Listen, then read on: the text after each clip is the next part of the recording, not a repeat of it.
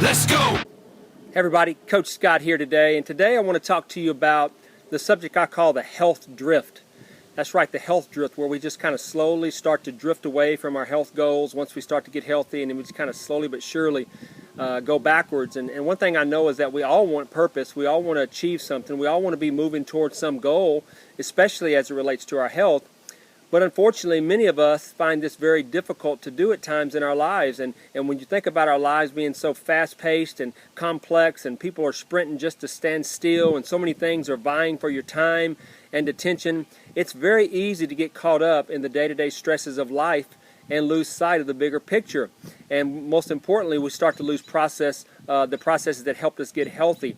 And this is what I call the health drift. So that's what I want to talk about today. You see, the health drift is this subtle force that just constantly nags at us and pulls at us and threatens us to pull us off course in our lives, and especially our health. And if we're not careful, we can end up in a place where we never intended to be.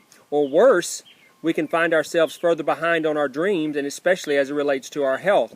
And the thought of failure then becomes bigger, and it begins to outweigh the thought of ever reaching your goals and becoming the best and highest version of yourself. And this is where a lot of people fail. This is where a lot of people get discouraged, and depression starts to set in simply because they think about this as another failure in their life, and they only focus in on their present circumstances.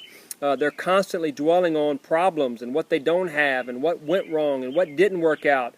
And what happens is, if you can constantly think like that, then what's happening is you're allowing the enemy to steal your hope.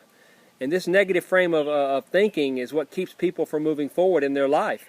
So understand today that faith is confidence, and faith is assurance about the things that we hope for according to the promises of God. So think about your hope as an arrow, and like that arrow, it's like a faith arrow, and it points to the target of hope. And if you don't have hope, then that arrow of faith will just drop to the ground and fall short of its goal and fall short of the target.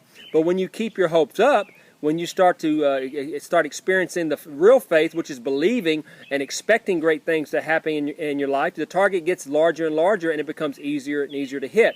So I'm going to challenge you today to choose an attitude of expectancy.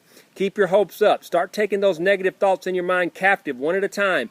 And as you focus on God's goodness and His faithfulness, and by the way, He never fails, you'll feel that hope inside of you growing. You'll start to feel yourself getting stronger and stronger, and you'll give that faith a target to really shoot for, and you'll move more confidently into the blessings and peace that the Lord has in store for you. Now, here's the other thing I want you to think about. As you're thinking about the health drift, if you're finding yourself that that's you right now, then you need to reach out. Reach out to a coach, reach out to a friend, reach out to somebody that's in the community, because again, this is not a Lone Ranger experience. You've got to have people walking the trail with you, because that's what we all need. We all need accountability.